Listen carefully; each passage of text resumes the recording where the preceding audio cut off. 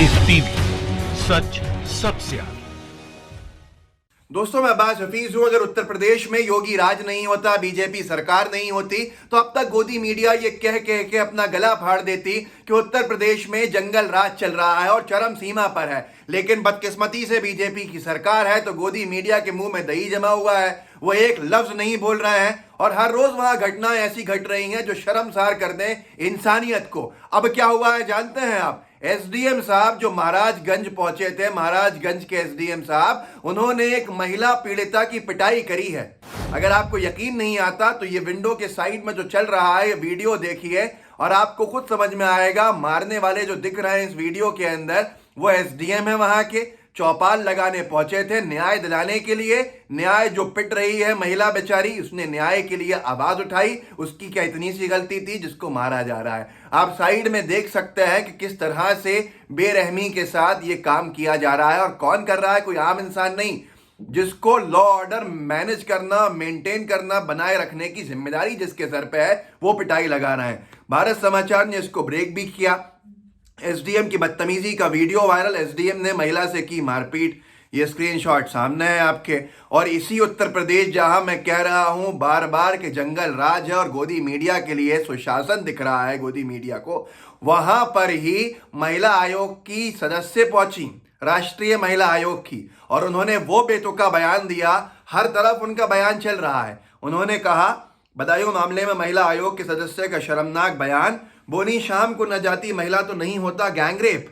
ये बयान दे रही हैं जिनको न्याय दिलाना, जिनके लिए जिनकी जिम्मेदारी है महिलाओं को, महिला आयोग के सदस्य जिनका नाम है चंद्रमुखी देवी, और ये बयान दे रही हैं कि बलात्कार नहीं होता अगर वो शाम के बाद नहीं बाहर निकलती। ये इनकी जिम्मेदारी है। हर कोई लिख रहा है कि बेतुका बयान राष्ट्रीय महिला आयोग के सदस्य का, पर कोई ये नहीं बता रहा है कि ये राष्ट्रीय महिला आयोग की सदस्य जिनका नाम है चंद्रमुखी देवी, ये भाजपा की पूर्व विधायक हैं, भाजपा की नेत्री रही हैं और भाजपा के रहमो करम से पहले ये राज्य महिला आयोग में रही और अब ये राष्ट्रीय महिला आयोग के अंदर है।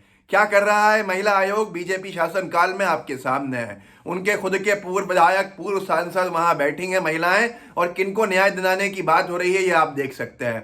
आप देखना चाहेंगे इस वीडियो को? आप कुछ सुन लीजिए पहले इनको, फिर इसके बाद बताऊंगा कि कैसे जंगल राज को छुपाने के लिए योगी जी ने करोड़ों रुपया का इश्तिहार टाइम्स मैगजीन में दे दिया, जिसको उनको पकड़ लिया गया और अब वो पूरे के पूरे जो उनके अधिकारी होंगे वो शर्म से मुंह छिपाते फिर रहे होंगे। पहले ये महिला आयोग के सदस्य का बयान सुन लीजिए, आपको कुछ समझ में आएगा बीजेपी के लिए कितना सम्मान है महिलाओं के लिए बीजेपी की आंखों में। देखिए, किसी के प्रभाव में महिला को समय असमय नहीं पहुंचना चाहिए।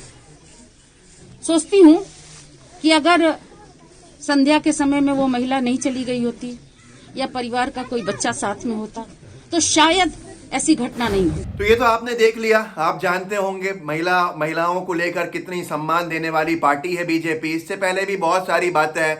जम्मू की एक महिला ने आरोप लगाया था, आपको याद है, बहुत ही संगीन आरोप था। मैं कहना नहीं चाहता यहाँ पर कि पद पाने के लिए भाजपा में महिलाओं को क्या करना पड़ता है, ये उनका आरोप था, मेरा नहीं है। लेकिन मैं उस पर जाना भी नहीं चाहूंगा। मैं तो आपको वो बताना चाहता हूं कि योगी जी की चोरी कैसे पकड़ी गई है। करोड़ों रुपया खर्च करके टाइम्स मैगजीन में जो ऐड दिया और उसको अलग तरीके से चलाया। लेकिन उससे पहले कुछ चर्चा कर लेते हैं महिलाओं को लेकर कैसे असंवेदनहीन बयान दिए हैं बीजेपी के नेताओं ने, जिससे समझ में आ जाएगा आपको कि कितनी इज्जत इनके लिए, इनकी आंखों में है। कठुआ, ये 1 मई 2018 को जनसत्ता ने छापा था। कठुआ केस छोटी घटना, मोबाइल के चलते होते हैं बलात्कार, जानिए बीजेपी नेताओं के रेप को लेकर विचार। अब किस किस नेता ने क्या क्या कहा है वो सुन लीजिए। मीनाक्षी लेखी जी ने कहा था कि केंद्र पर आरोप लगाने की ये कांग्रेस की योजना है। पहले अल्पसंख्यक फिर दलित और अब महिला चिल्ला रहे हैं। बलिया से भाजपा विधायक सुरेंद्र सिंह ने कदम और आगे बढ़ते हुए कहा था, नाबालिग लड़कियों का खुलेआम घूमना ठीक नहीं है, लड़कियों को मोबाइल फोन का इस्तेमाल नहीं करना चाहिए। यही चीज साक्षी महाराज ने भी कही थी कि मोबाइल का इस्तेमाल जो है वो वजह है बलात्कार का। कितने बेतुकी चीजें हैं। ये बीजेपी के सांसद हैं, बीजेपी के विधायक हैं। उनके स्वच्छंद घूमने और मोबाइल का इस्तेमाल करने से उनके साथ रेप जैसी घटनाएं होती हैं। कौन कह रहा है? बीजेपी के विधायक बलिया से सुरेंद्र सिंह। कब कहा था? हाथरस के मामले में याद होगा आपको, जब विवाद बढ़ गया था, आधी रात को पुलिस ने लाश जला दी थी पीड़िता की। उस सब के बाद आगे और सुनिए, कर्नाटका के पूर्व उप मुख्यमंत्री और भाजपा के वरिष्ठ नेता के.एस. ईश्वरप्पा बलात्कार को लेकर विचित्र बयान दे चुके हैं। उन्होंने एक महिला पत्रकार के संबोधित करते हुए कहा था, यह बड़ा गंभीर मामला था। उन्होंने क्या कहा था? एक ने सवाल पूछा प्रेस कॉन्फ्रेंस में उनसे, ईश्वरप्पा से, बीजेपी के वरिष्ठ नेता से, तो उन्होंने जवाब दिया, आप एक महिला हैं और इस वक्त यहां मौजूद हैं, यदि कोई आपको खींच कर आपका रेप कर दे तो इसमें विपक्ष क्या करेगा? यह बीजेपी के नेता का बयान था। और बीजेपी के नेताओं के ऐसे घिनौने बयान बहुत सारे मौजूद हैं। अगर आपको लगता है कि ऐसे लोगों को चुनकर हमारी बहन बेटियां सुरक्षित है तो यह आपकी बहुत बड़ी गलती है, यह हमारी भूल है। अब ये देखिए, साक्षी महाराज जी ने जब साथ दिया था किनका? दो बलात्कार के आरोपियों का, अपराधियों का साथ दे चुके हैं। एक तो डेरा सच्चा सौदा के राम रहीम का, और दूसरा गुरमीत राम रहीम के अलावा इन्होंने साथ दिया था कुलदीप सेंगर का, जिसको अदालत ने मान लिया है दोषी और उम्र कैद की सजा सुनाई है दुगनी।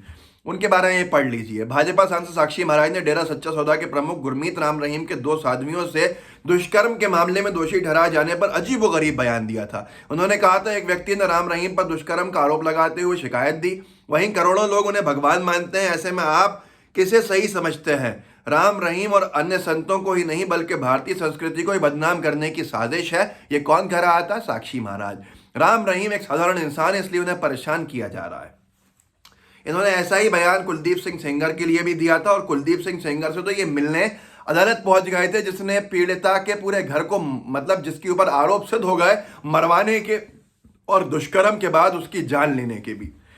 आरएसएस प्रमुख मोहन भागवत ने वर्ष 2013 में कहा था, इस तरह की घटनाएं, मतलब बलात्कार, भारत में ना के बराबर ही होती हैं, लेकिन इंडिया में अक्सर इस तरह के मामले सामने आते हैं। गांव में जाइए, वहां गैंगरेप या यौन अपराध नहीं होते हैं, शहरी क्षेत्रों में ऐसी घटनाएं ज्यादा होती हैं। और 2014 में अरुण जेटली साहब ने क्या कहा था, आप जानते हैं? ये तो सर संचालक ने कहा है। अरुण जेटली साहब ने ये कहा था 2014 अगस्त में, दिल्ली में दुष्कर्म की एक छोटी सी घटना को दुनिया भर में इतना प्रचारित किया गया कि वैश्विक पर्यटन के क्षेत्र में देश को अरबों डॉलर का नुकसान उठाना पड़ा। तो ये अनेक है बीजेपी के नेताओं के बेतुके बयान, जिससे आपको कुछ समझ में आ जाएगा कि भाजपा नेताओं के नजरों में कोई महिला सम्मान जैसा शब्द है ही नहीं। तो ऐसे सरकार जब महिला आयोग का गठन करेंगे तो यही बयान आएंगे जो अभी आए हैं। और इस सब को छुपाने के लिए इतनी बड़ी चोरी पकड़ी गई है। किसकी? ये योगी आदित्यनाथ जी ने टाइम्स की एक बड़ा मशहूर मामला करा कि टाइम्स ने उनको बहुत बड़ा सम्मान दिया है, उनको बहुत ही अच्छा काम करने वाला कोरोना के मामले के अंदर माना है, प्रशंसा की है। पर बाद में आप जानते हैं वो विज्ञापन निकला कि उत्तर प्रदेश सरकार ने योगी जी का विज्ञापन दिया था टाइम्स मैगजीन में। ऑल्ट न्यूज वाले जुबैर है, उन्होंने लिखा है, एबीपी न्यूज, जी न्यूज, न्यूज 18 और पत्रिका ने खबर दी कि टाइम मैगजीन ने यूपी के सीएम योगी आदित्यनाथ की कोरोना महामारी को बेहतर संभालने की वजह से प्रशंसा की है। मालूम चला कि यह एक विज्ञापन था जिसे योगी सरकार ने पैसे देकर छपवाया था।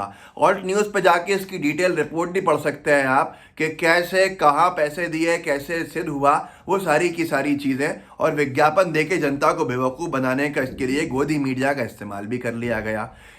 आगे बढ़ाइए, लोगों को पता चले कि जो गोदी मीडिया मॉडल स्टेट कह रही है यूपी को, मॉडल स्टेट नहीं है बल्कि जंगल राज स्टेट बन गया है। किसके राज में? बीजेपी के राज के अंदर। लाइव टीवी को सब्सक्राइब जरूर कीजिएगा, और अगर सब्सक्राइब कर लिया है तो बेल आइकन जरूर दबाइएगा। जय हिंद, जय भारत। लाइव टीवी, सच सबसे आगे।